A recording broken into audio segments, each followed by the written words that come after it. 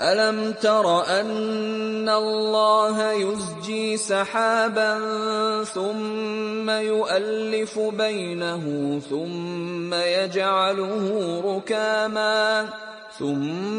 يَجْعَلُهُ رُكَامًا فَتَرَى الْوَدْقَ يَخْرُجُ مِنْ خِلَالِهِ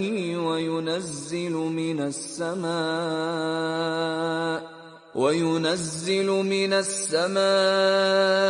مِن جِبَالٍ فِيهَا مِن بَرَدٍ فَيُصِيبُ بِهِ